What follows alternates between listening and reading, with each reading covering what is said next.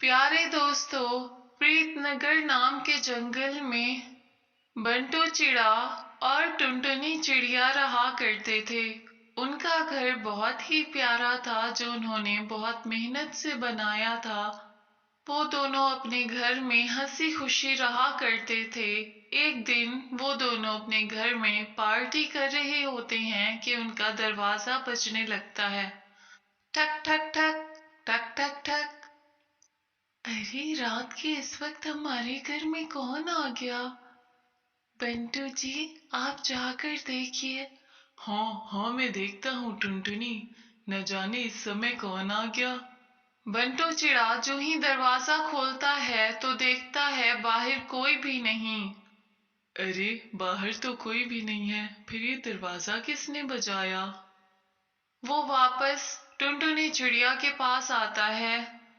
जी, कौन था बाहर? किसने दरवाजा बजाया? पता नहीं, ये जरूर किसी शरीर पक्षी का काम है जिसने रात के इस समय दरवाजा बजाकर हमें परेशान किया। हाँ, चलो, मुझे बहुत नींद आ रही है, चलकर सोते हैं। उसके बाद टुनटुनी चिड़िया और बंटू चिड़ा खाना खाकर अपने बिस्तर पर सोने चले जाते हैं। जो ही उन दोनों को नींद आती है तो एक भयानक चुड़ैल आत्मा की शक्ल में उनके बिस्तर पर आती है और टुनटुनी चिड़िया के साथ सो जाती है। बंटू चिड़े का हाथ जो ही टुनटुनी चिड़िया को लगता है वो उससे कहता है, अरे टुनटुनी, तुम्हारा शरीर इतना सख्त और मोटा क्यों हो गया है? तुम बहुत भारी मोटी हो गई हो। तुम अपना जरा भी ध्यान नहीं रखती। लेकिन जो ही बंटी चिड़े की आंख खुलती है तो वो देखता है कि उसके सामने एक भयानक चुड़ैल है। वो फौरन खड़ा हो जाता है। अरे अरे, कौन हो तुम और यहाँ मेरी पत्नी के पास क्या कर रही हो? बंटू चिड़े की ये बात सुनकर टुनटुनी उठने लगती है। तभी अचानक वो भूतिया चुड़ैल वहां से गायब हो जाती है। अरे, क्या है? आप क्यों उठ गए? आपको क्या हुआ? अरे टुनटुनी, यहाँ भी एक भूतिया चुड़ैल थी, मैंने अपनी आंखों से देखा। अरे, आप कैसी बातें कर रहे हैं? इस घर में हमारे अलावा कोई नहीं रहता। यहाँ कोई भूत नहीं है। पता नहीं आपको क्या हो गया। चलिए सो जाएं। अरे टुनटुनी, मेरी बात का यकीन करो, मैं सच बोल रहा हूँ। यहाँ वाकई एक भूतिया चुड़ैल थी, तुम्हारे साथ ही सोई हुई थी। जी, बस कर दें, सो जाएं। मुझे लगता है आपको नींद आई है। टुनटुनी चिड़िया सो जाती है और बंटू चिड़ा डरते डरते सारी रात गुजार देता है। अगली रात बंटू चिड़े को नींद नहीं आ रही होती। भूतिया चुड़ैल ये देखकर सोचती है, अरे, ये सो क्यों नहीं रहा? लगता है आज ये सारी रात जाग कर रखवाली करेगा अपनी पत्नी की। मैं भी देखती हूँ कब तक बचाता है इसे। ये कहकर वो भूतिया चुड़ैल सारे बर्तन नीचे फेंकने लग जाती है। तभी टुनटुनी चिड़िया की आंख खुल जाती है और वो बंटू चिड़े से कहती है, जी, आप क्या कर रही हैं? सारे बर्तन आपने क्यों गिरा दिए? देखिए, इतने अच्छे बर्तन टूट गए। क्या हो गया है आपको?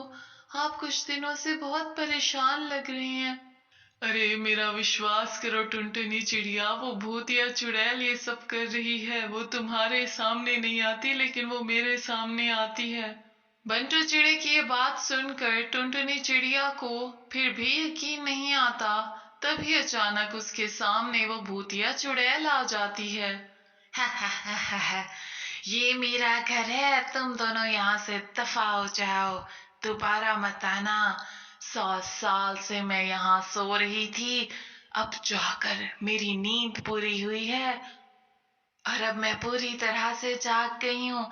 अगर तुम दोनों अपनी जान की सलामती चाहते हो तो फौरन अपना बोरिया बिस्तरा बांधो और यहाँ से निकल जाओ, वरना मैं तुम दोनों को मार डालूंगी। हा हा हा हा हा हा, ये मेरा घर है। अरे, ये तुम्हारा घर नहीं है, ये घर तो हमने बहुत मेहनत से बनाया था, हमें ये घर बहुत प्यारा है, हम ये घर छोड़कर कहाँ जाएंगे। भूतिया चुड़ैल उन दोनों बेचारों को बाहर निकाल देती है और उनका सारा सामान भी बाहर फेंक देती है। दोनों अपने घर के सामने बैठे रो रहे होते हैं कि उनके सारे हमसाए रोने की आवाज सुनकर उनके पास आ जाते हैं। तभी सुंदरी कवि उनसे कहती है, क्या बात है, तुम दोनों अपना घर छोड़कर यहाँ क्यों बैठे हो और अपना सारा घर का सामान भी बाहर रख दिया? क्या बात है, कहीं और शिफ्ट हो रहे हो क्या? अरे नहीं सुंदरी बहन, इस घर में एक भूतिया चुड़ैल रहती है, उसी ने हम दोनों को बाहर निकाल दिया है। वो ये कहती है कि ये घर उसका है, अब हम क्या करें। तभी उन सारे पक्षियों के दिमाग में एक आइडिया आता है। वो फौरन आग जलाते हैं और उस पूरे पेड़ को आग लगा देते हैं, जिससे वो भूतिया चुड़ैल भी वहीं जलकर राख हो जाती है। और इस तरह जंगल के सभी पक्षी उस भूतिया चुड़ैल से हमेशा हमेशा के लिए महफूज हो